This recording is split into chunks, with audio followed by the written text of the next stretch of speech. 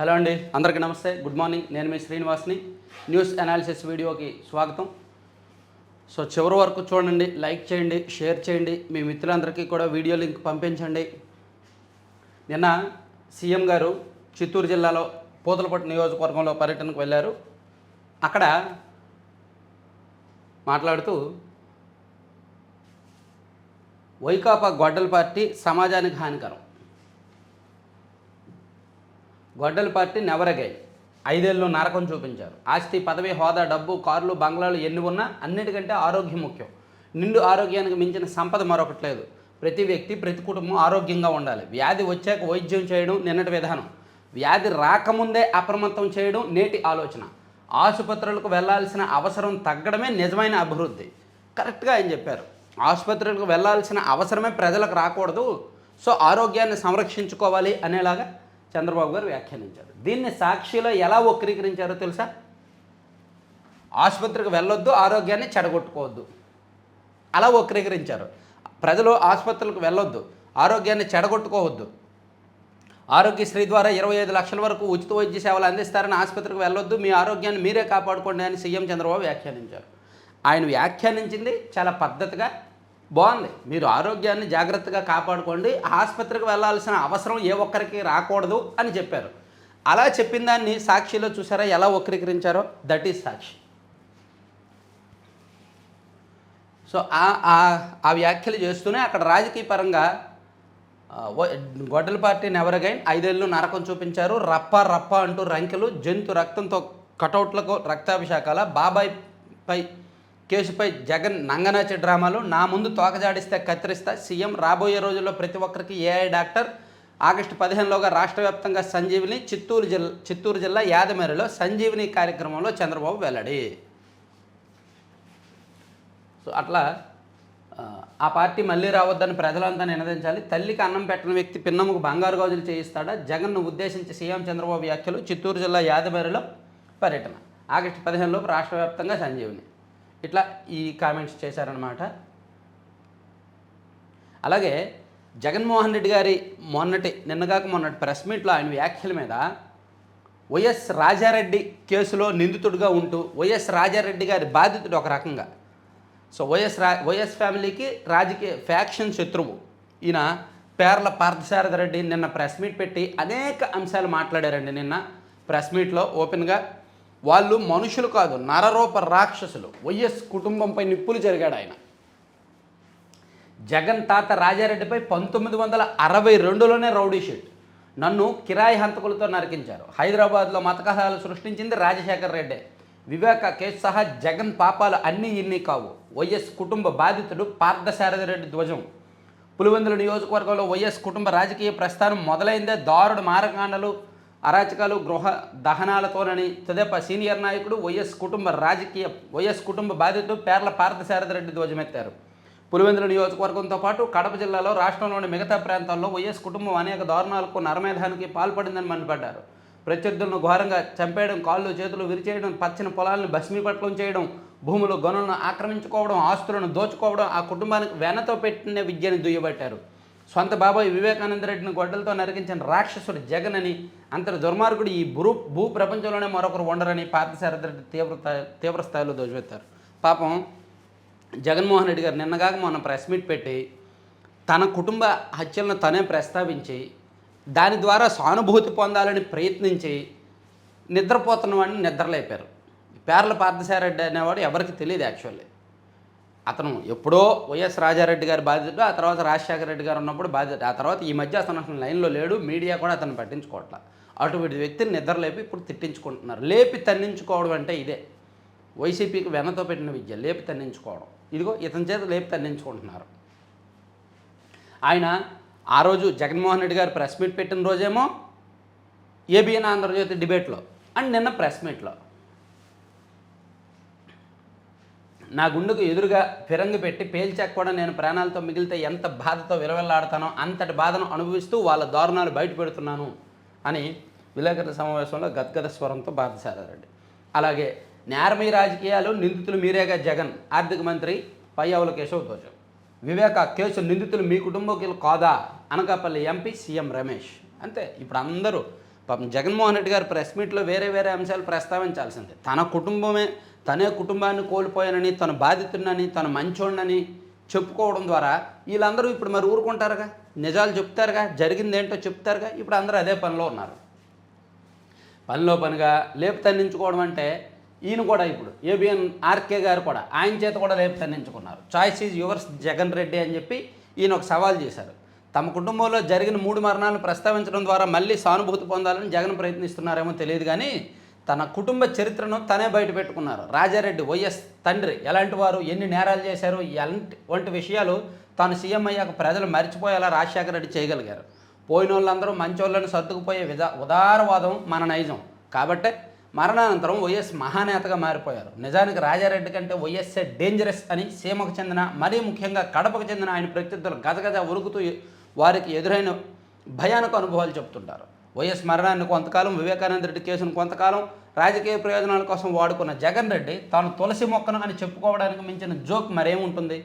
మనం మంచివాళ్ళం అవునా కాదా అనేది ముందుగా మన కుటుంబ సభ్యులే సర్టిఫికేట్ ఇవ్వాలి. జగన్ ఉత్తమ మానవుడు అని వైఎస్ కుటుంబ సభ్యుల్లో ఒక్కరైనా సర్టిఫికేట్ ఎందుకు ఇవ్వడం లేదన్న ప్రశ్నకు సమాధానం రావాలి కదా. నిజానికి వైఎస్ కుటుంబానికి ప్రారంభంలో ఆస్తిపాస్తులు పెద్దగా లేవు. రాజారెడ్డి తండ్రి వెంకటరామరెడ్డి చిన్న రైతు. రాజారెడ్డి ఫ్యాక్షన్ మార్గాన్ని ఎంచుకున్న తర్వాత వైఎస్ కుటుంబానికి ఆస్తులు సమకూరడం మొదలైంది. వైఎస్ సీఎం అయ్యాక జగన్ విన్యాసాలు చూసాం.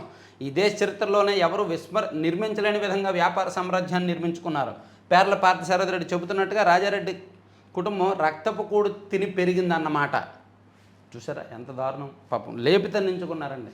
ఆ ప్రెస్ మీట్లో తన కుటుంబ సభ్యుల ప్రస్తావన తెచ్చి జగన్మోహన్ రెడ్డి గారు అనవసరంగా వీళ్ళందరూ జగన్ గురువారం విలేకరుల సమావేశంలో నా పేరు కూడా ప్రస్తావించారు. పేరు ప్రస్తావనకే పరిమితం కాకుండా అమరావతిలో ఫ్లాట్ల కేటాయింపులో నా కుమారుడు, కుమార్తె అనుచిత లబ్ధి పొందినట్టుగా ఆరోపణలు చేశారు. నువ్వు ఆరోపణ చేయడం, నేను సమాధానం చెప్పడం కాదు, కానీ ఒక పని చేద్దాం. ఫ్లాట్ల కేటాయింపులో అధికారులను నేను కానీ మా సిబ్బంది కానీ ప్రత్యక్షంగా లేదా పరోక్షంగా ప్రభావితం చేసినట్టుగా జగన్ అండ్ రుజువు చేస్తే సదర్ ఫ్లాట్లను తిరుమల తిరుపతి దేవస్థానానికి విరాళంగా ఇచ్చేస్తాం. జగన్ అండ్ మాత్రమే కాదు, ఇతరులు ఎవరైనా మేము అనుచిత లబ్ధి పొందినట్టు రుజువు చేసినా సదరు ఫ్లాట్లను వారికి ఉచితంగా ఇచ్చేస్తాం. మేము తప్పు చేసినట్టు లేదా ఆయోచిత ప్రయోజనం పొందినట్టు రుజువు చేస్తే సదరు ఫ్లాట్లను జగన్కి ఇవ్వడానికి కూడా మేము సిద్ధం. తాను చేసిన ఆరోపణలపై జగన్కు నమ్మకం ఉంటే ఈ సవాల్ను స్వీకరించాలి. లేదంటే మానవ జాతి పరిణామ క్రమంలోనే జగన్ వంటి వ్యక్తి మరొకరు ఉండరని మేము భావించాల్సి ఉంటుంది అని చాలా గట్టిగానే, స్ట్రాంగ్గానే ఏబిఎన్ ఆర్కే గారు కొత్త పలుకులో రాశారన్నమాట. సో ఆ ప్రెస్ మీట్ ద్వారా చాలామంది చేత లేపుతన్నించుకున్నారని నేను అనుకుంటున్నా. మీ ఉద్దేశం ఏంటి? నిజంగా జగన్మోహన్ రెడ్డి గారి ప్రెస్ మీట్లో ఈ వ్యాఖ్యలు ప్రస్తావించిన కారణంగా నిజంగా ఆయన రాజకీయంగా నష్టపోయారనేది నిజమో కాదా? లేపుతన్నించుకున్న మాట నిజమో కాదా? ఎస్ ఆర్ నో కామెంట్ చేయండి. T20 జట్లు వచ్చేసంట. తెలంగాణ రాష్ట్రంలో యువ ఆటగాళ్ళ సత్తా నిలిచే లక్ష్యంతో ఆరంభం కానున్న T20 లీగ్లో ఫ్రాంచైజీలు ఖరారయ్యాయి. 8 జట్ల కోసం 13 సంస్థలు పోటీ పడగా 7.5 కోట్ల అత్యధిక బిడ్తో హైదరాబాద్ ఫ్రాంచైజీని ఉషోదయ ఎంటర్ప్రైజెస్ అంటే రామోజీ గ్రూప్ సొంతం చేసుకుందంట హైదరాబాద్ ఫ్రాంచైజీని. సో 7.2 కోట్లతో రంగారెడ్డి జట్టును బూరుగు ఇన్ఫ్రా ప్రణవ సంస్థ దక్కించుకుందంట. ఇక్కడ సందర్భం వచ్చింది కాబట్టి చెప్తున్నా. మన ఛానల్ 5 ఏళ్ళు పూర్తయింది పెట్టి. సో ఈ సందర్భంగా నేను కూడా మన ఛానల్ ద్వారా కూడా క్రికెట్, గ్రామీణ ప్రాంత క్రికెట్ను ప్రోత్సహించడానికి గల్లీ క్రికెట్ టోర్నమెంట్ ఒకటి పెడుతున్నాం. భారీ స్థాయిలో పెడుతున్నాం. ధనిక భారత్ విద్యా సంస్థలతో కలిపి వాళ్ళు స్పాన్సర్ అన్నమాట. సో కొంచెం విస్తృతంగా ఊహించని విధంగా ఉంటుంది ఈ టోర్నమెంట్. అంటే వీళ్ళంతా కార్పొరేట్ స్థాయి. ఎంతైనా ఫ్రాంచైజీలు కోట్లు అంటే అదంతా కార్పొరేటు అదంతా ఉంటుంది కదా. ఎటువంటి కార్పొరేట్ క్వాలిటీ లేకుండా గ్రామీణ ప్రాంతాల్లో ఆడుకునే వాళ్ళకి ఇంటర్మీడియట్ ఏజ్ గ్రూప్ నుంచి గల్లీ క్రికెట్ వాళ్ళని ప్రోత్సహించడానికి, ఊర్లలో గ్రామీణ ప్రాంతాల్లో జట్లు ఉంటాయి కదా, వాళ్ళలో టాలెంట్ బయటకు తీసుకొచ్చి వాళ్ళని ఏసీఏకి పరిచయం చేయడానికి ఉద్దేశంతో ఒక టోర్నమెంట్ నిర్వహిస్తున్నాం. అది బ్యాకెండ్లో ప్లానింగ్ జరుగుతుంది. కొంచెం విస్తృతంగానే భారీ స్థాయిలోనే ఉంటుంది. చెప్తా, త్వరలో అనౌన్స్ చేస్తాను. ఒక నెల రోజుల్లో క్లారిటీ వస్తుంది అన్నమాట. అంటే అది సందర్భం వచ్చింది కాబట్టి చెప్తున్నా. ఇక చేప వ్యర్థం లాభాలు అపారం. వైద్య రంగానికి కీలకమైన పదార్థాల అభివృద్ధి, ఎముక దంత రుగ్మతలకు ఆధునిక గ్రాఫ్ట్ల తయారీ, మత్స్యకారులకు అదనపు ఆదాయం. ముందడుగు వేసిన CIFT సీనియర్ శాస్త్రవేత్త డాక్టర్ బిన్సీ ఈనాడు ఈటీవీ భారత్కు ప్రత్యేక ఇంటర్వ్యూ. డాక్టర్ బిన్సీ అంట, చేప పులుసులు ఇతర వ్యర్థాలు దుర్వాసనకు నిలవు, వాటిని పారేయడమో పెంపుడు జంతువులకు ఆహారంగా వినియోగించడమో చేస్తుంటారు. వాటిని సరైన పరిజ్ఞానంతో ప్రాసెస్ చేస్తే విలువైన ఉత్పత్తులుగా మార్చవచ్చని శాస్త్రవేత్తలు చెబుతున్నారు. అవి వైద్యం సహా పలు రంగాల్లో ఉపయోగపడతాయని అంటున్నారు. సో మనం వ్యర్థం అనుకున్నది ఏది వ్యర్థం కాదు, ఏదో ఒక విధంగా మనకు లాభమే అని శాస్త్రవేత్తలు అనేక సందర్భాల్లో నిరూపిస్తుంటారు. అలాగే ఇది కూడా.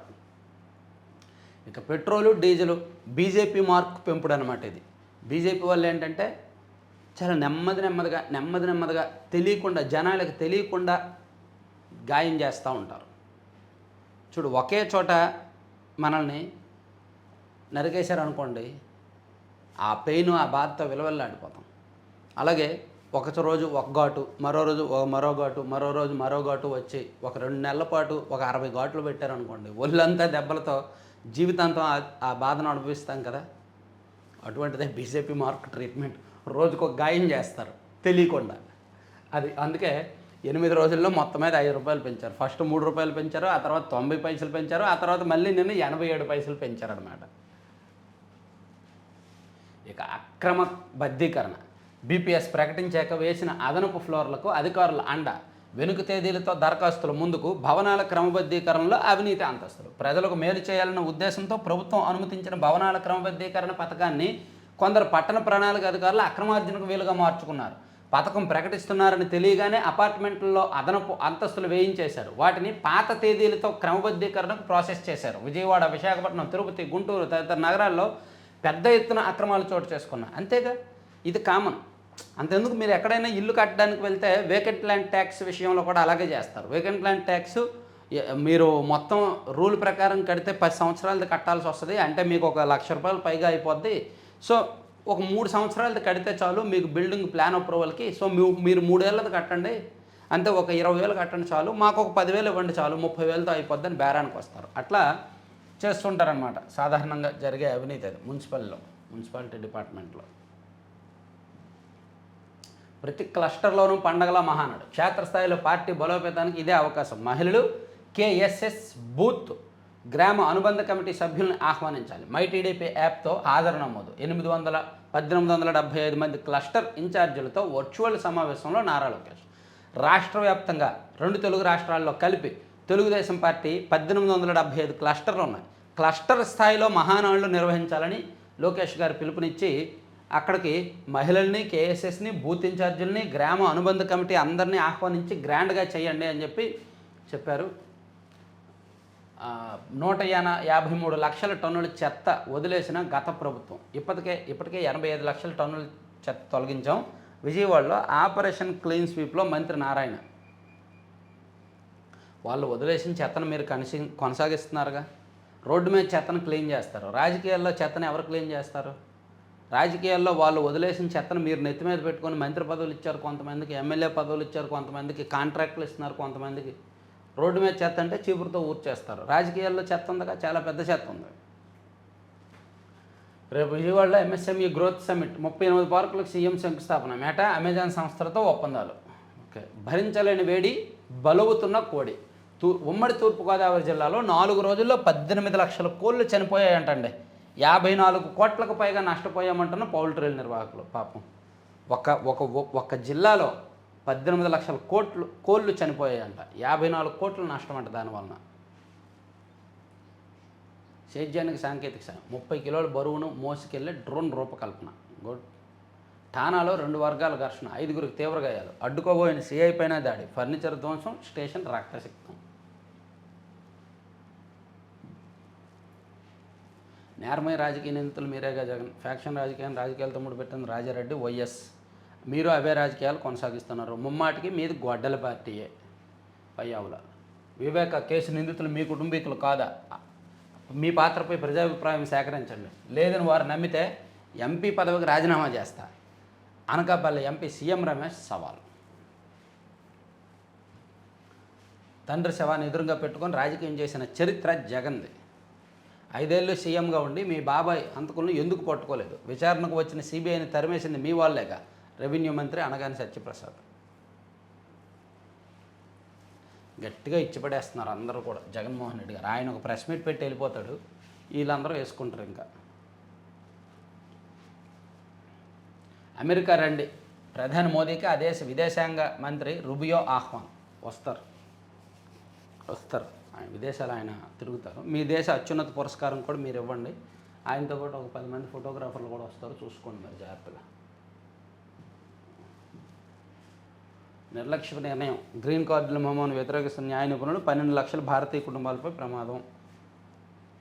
సరే, ఇది నేషనల్ అంశాలు.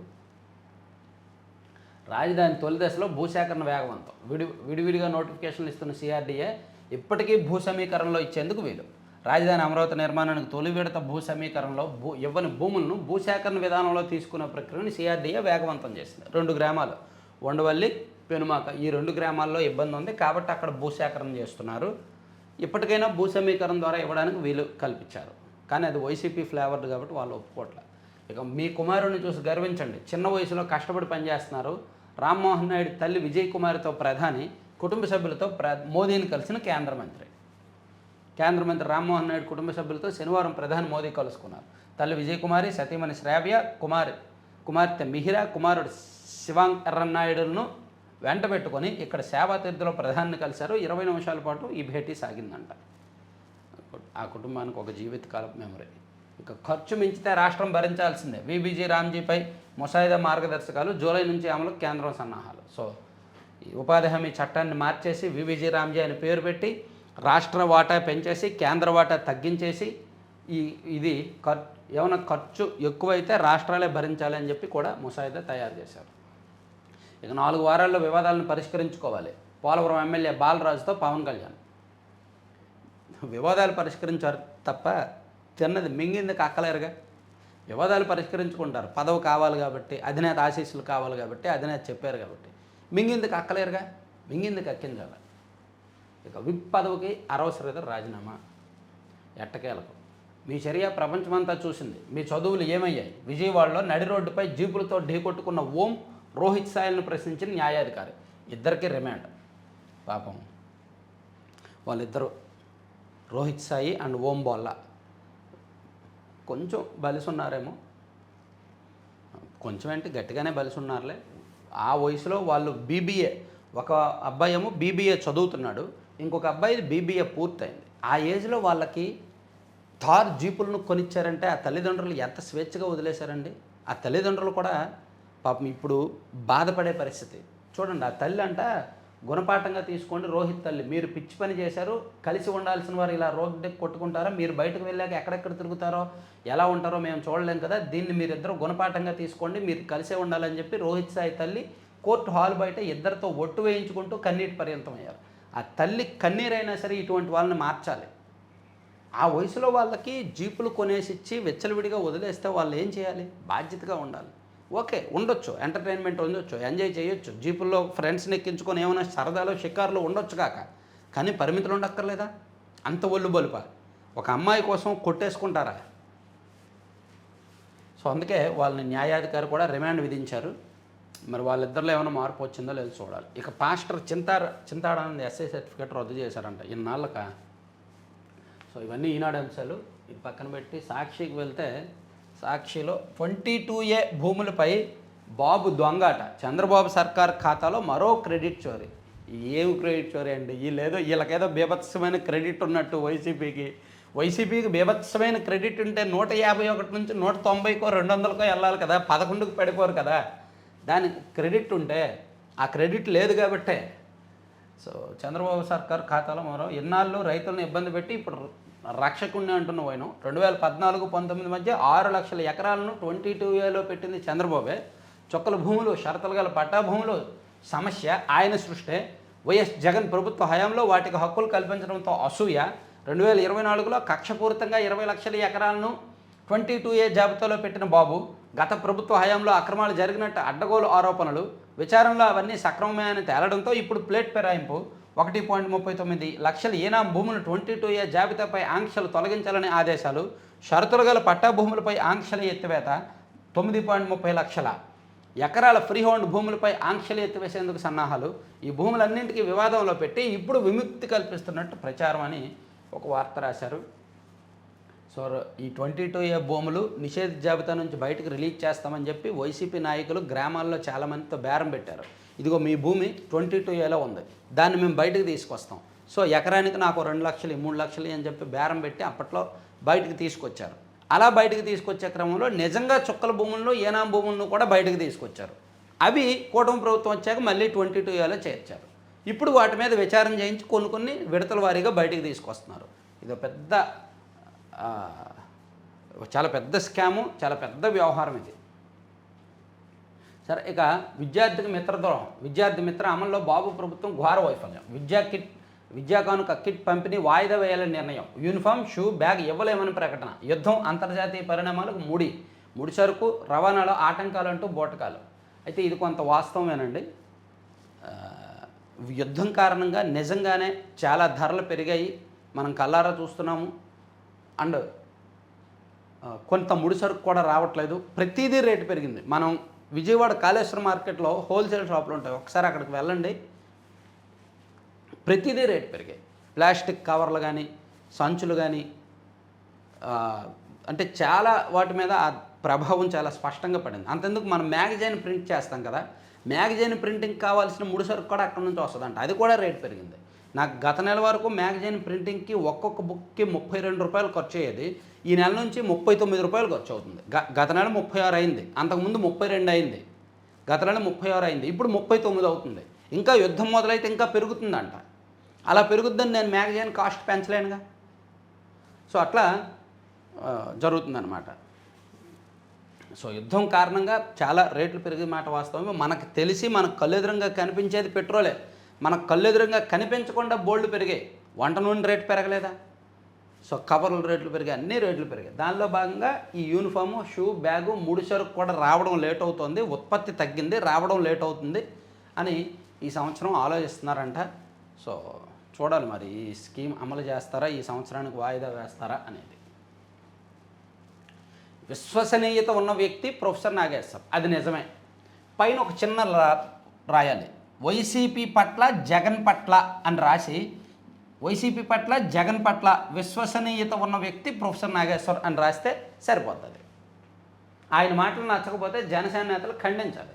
వ్యాఖ్యలు ఉపసంహరించుకున్న కేసులు ఎలా పెడతారు? కక్షపూరితంగా ఎలా వ్యవహరిస్తున్నారంటూ జర్నలిస్టుల ఆగ్రహం. ఈ జర్నలిస్టులు 2021లో 70 ఏళ్ళ అంకబాబు గారి మీద కేసు పెట్టినప్పుడు ఈ జర్నలిస్టులు ఏమయ్యారు? 70 ఏళ్ళ వయసు, జర్నలిజం వృత్తి నుంచి ఆయన రిటైర్ అయ్యారు. తనకు సోషల్ మీడియాలో ఒక పోస్ట్ వచ్చింది, దాన్ని ఆయన వేరే వాళ్ళకి ఫార్వర్డ్ చేశారు. అప్పుడు ఆయన మీద కేసు పెట్టి స్టేషన్కి రమ్మన్నారు రాత్రి 9 గంటల 10 గంటల టైంలో. అప్పుడు ఈ జర్నలిస్టులు అందరూ ఏమయ్యారు? నిద్రపోయారా? టీవీ5లో డిబేట్ చేసినందుకు మూర్తి గారి మీద రాజద్రోహం కేసు పెట్టారు. టీవీ5 జర్నలిస్ట్ మూర్తి గారి మీద డిబేట్, రఘురామకృష్ణరాజు గారితో డిబేట్ చేసినందుకు. అప్పుడు ఈ జర్నలిస్టులు అందరూ ఏమయ్యారు? నిద్రపోయారా? ఇప్పుడు వచ్చేస్తున్నారు.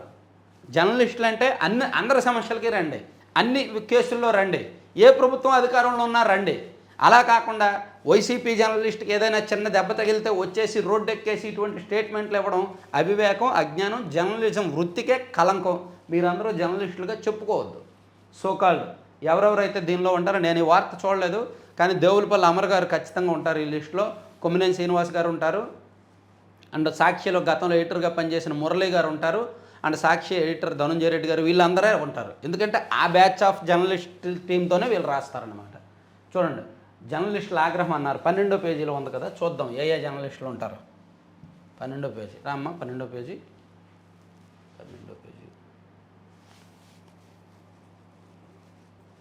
విశ్వసనీయత ఉన్న వ్యక్తి ఎవరు? తెలకపల్లి రవంట, తెలిసిన వ్యక్తి. ఇక దేవులపల్లి అమర్, మనం చెప్పిందేగా, దేవులపల్లి అమర్ ఖచ్చితంగా ఉంటారు. ఇదిగో వర్దెల్లి మురళి ఉన్నారు, ధనంజయ రెడ్డి ఉన్నారు. అంతే, ఈ బ్యాచ్, ఈ జర్నలిస్టులతోనే.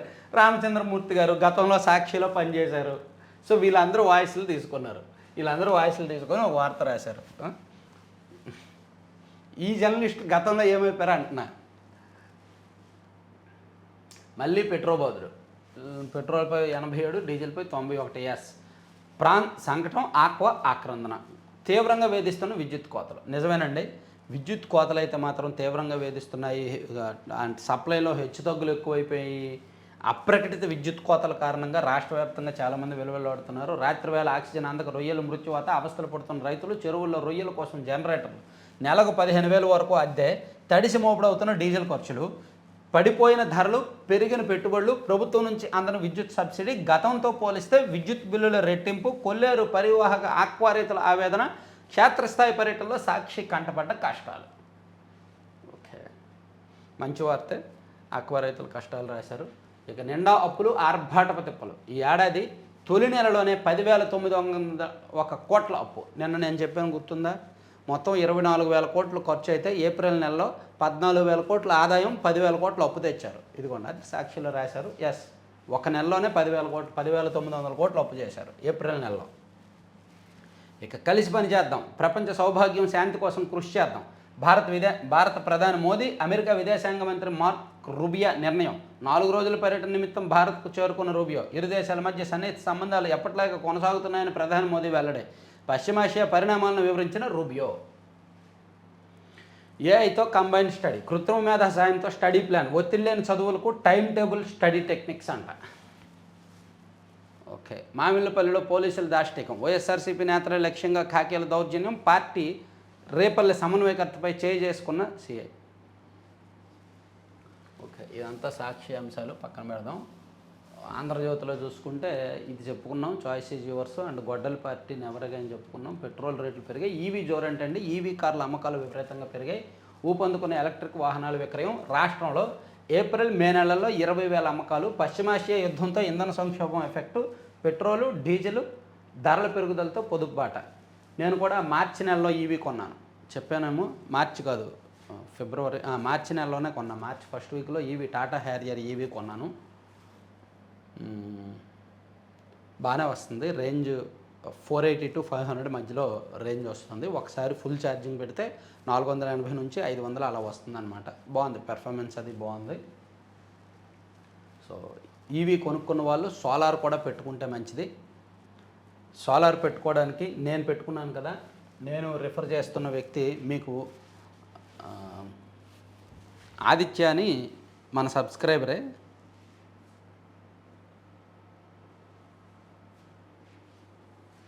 అతనికి మీరు కాల్ చేసి సోలార్ గురించి తెలుసుకోండి. ఇప్పుడు సమ్మర్ కదా, ఇంకా అవసరం. 84999999999913 ఆదిత్య పేరు, మా సబ్స్క్రైబర్. సో నాకు ఇంటికి సోలార్ పెట్టింది ఇతనే. సో వీళ్ళు విజయవాడలో ఉంటుంది వీళ్ళ ఆఫీసు. వీళ్ళది ఐజీఐ సోలార్ అన్నమాట. సో ఈవీ కార్లు ఉంటే, సోలార్ ఉంటే ఇంకా మంచిది. ఈవీ కార్లు లేకపోయినా మీ ఇంటి అవసరాల కోసం ఇప్పుడు ఏసీలు అవి ఎక్కువ ఎలాగో కొంటారు కదా, దానికి విద్యుత్ అవసరం ఎక్కువ ఉంటుంది కదా. సో సోలార్ పెట్టుకుంటే మంచి ప్రొడక్షన్ ఉంటుంది. సో ఒకసారి ఆ నెంబర్కి కాల్ చేసి సోలార్ గురించి వివరాలు తీసుకొని పెట్టించుకోండి. ఇక వైఎస్ కుటుంబ చరిత్రలో అన్ని రక్త మార్గాలే చెప్పుకున్నదే. తర్వాత పాస్టర్ ఆనంద్ ఎస్ఏ హోదా రద్దు చెప్పుకున్నదే. సైబర్ మోసగాళ్ళకు చెక్కు, 500 మంది సైబర్ గార్డులు సిద్ధం. ఓకే, మమ్మల్ని చూసి భయం. కాక్రోచ్ జనతా పార్టీ వెబ్సైట్ మూసేశారు, సోషల్ మీడియా ఖాతాలు హ్యాక్ చేశారు. మా ఉద్యమంపై కేంద్రం తీవ్ర అణచివేత, విద్యాశాఖ మంత్రి రాజీనామాకు డిమాండ్ చేస్తే మాపై చర్యలు తీసుకుంది. ఇదేనా నవభారత్? బొద్దింకలకు మరణం లేదు, అభిజిత్ దీప్కే. అందుకేగా బొద్దింక అని పేరు పెట్టారు. ఎలాగైనా సరే అవి బతుకుతాయి.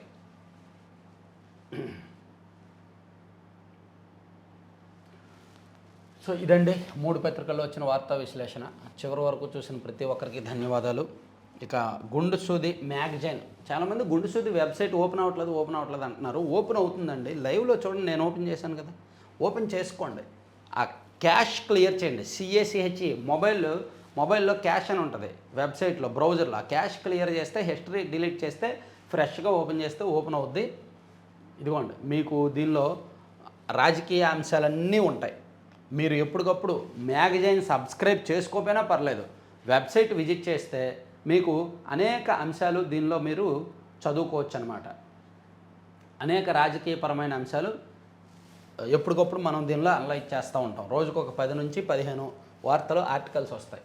సో మ్యాగజైన్ కోసం క్లిక్ హియర్ ఫర్ మ్యాగజైన్స్ అని రైట్ సైడ్ కార్నర్లో మొబైల్లో మీరు ఓపెన్ చేస్తే ఆ కార్నర్లో 3 డాట్లు ఉంటాయి. ఆ 3 డాట్ల మీద క్లిక్ చేస్తే క్లిక్ హియర్ ఫర్ మ్యాగజైన్స్ అని ఉంటుంది.